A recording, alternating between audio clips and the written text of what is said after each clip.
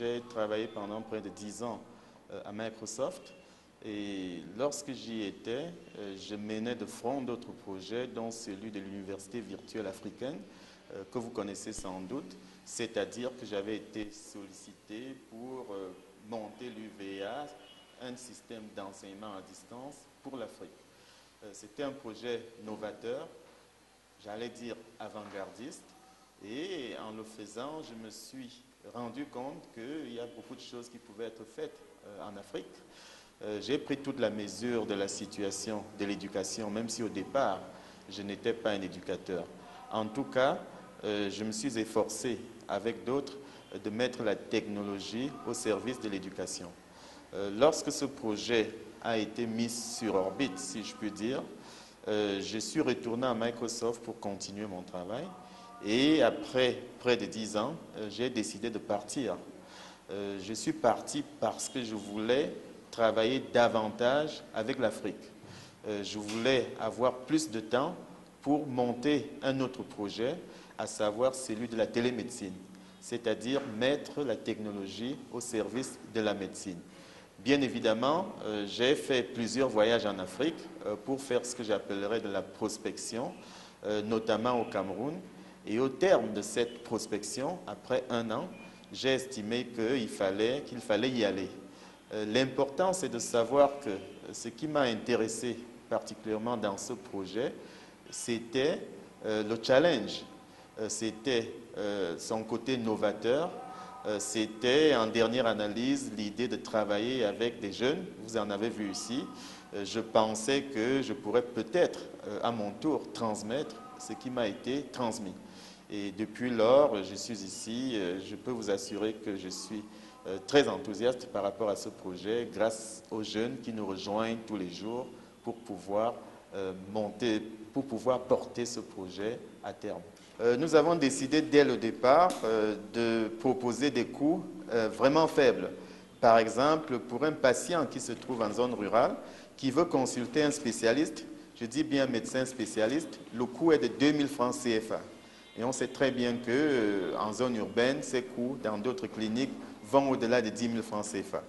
Lorsqu'il veut faire un examen aussi sophistiqué que l'électrocardiogramme ou l'échographie, ça coûte à peu près 5 000 francs CFA.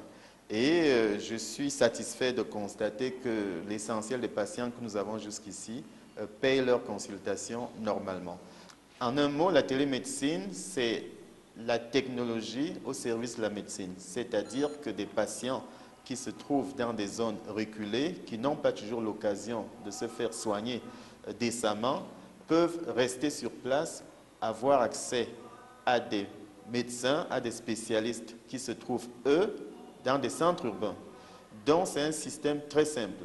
Le médecin, lui, se trouve dans une zone urbaine, le patient, lui, se trouve en zone rurale. Le médecin se connecte au patient, le consulte comme s'il était physiquement devant lui. Mais cela grâce à la technologie, grâce à la visioconférence par exemple, et bien sûr grâce à des outils de communication modernes et bien sûr des outils de test tels que l'électrocardiogramme ou bien les échographes. La surprise qui a été, j'allais dire, agréable, c'est que le travail avec les autorités sur le plan administratif n'a pas été aussi compliqué que je le pensais. Eh bien, au terme d'une année d'échange, nous avons pu obtenir l'agrément du ministère de la Santé publique camerounais qui nous permet d'opérer partout dans le pays, je dis bien partout, d'opérer, de créer des centres de télémédecine. Par contre, le challenge quotidien auquel nous faisons face, c'est celui de la technologie. Voilà pourquoi nous avons décidé délibérément de faire des investissements en amont dès le départ. Nous avons aussi le challenge du personnel. C'est vrai que nous avons des jeunes ici qui apprennent très vite et qui se mettent à la page, mais ils sont en nombre insuffisant. Et en partie, vous le savez, la formation n'est pas encore très poussée dans des domaines aussi novateurs comme ceux de la télémédecine. Je dirais qu'1 an après, en termes de bilan, nous avons un bilan relativement satisfaisant, dans la mesure où nous avons à ce jour 5 sites, dont 3 en zone rurale.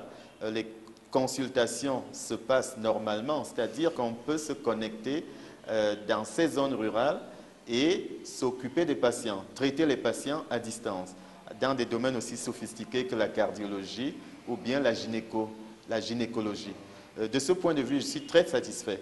Nous avons aussi fait un constat, c'est que les patients sont en train de s'approprier, si j'ose dire, la télémédecine. Au départ, ce n'était pas facile et il fallait communiquer parce que beaucoup pensaient que c'est du virtuel. Bien évidemment, en communiquant, petit à petit, nous nous rendons compte que les gens commencent à appréhender notre système. Donc, je suis absolument optimiste. Je pense qu'à moyen, long terme, nous allons pouvoir servir des milliers de patients, non seulement dans notre pays, le Cameroun, mais aussi dans les autres pays africains, dont la République centrafricaine, dont le Tchad, dont le Gabon, et j'en passe. Le projet emploie une vingtaine de personnes, en prenant en compte nos collaborateurs dans des zones reculées.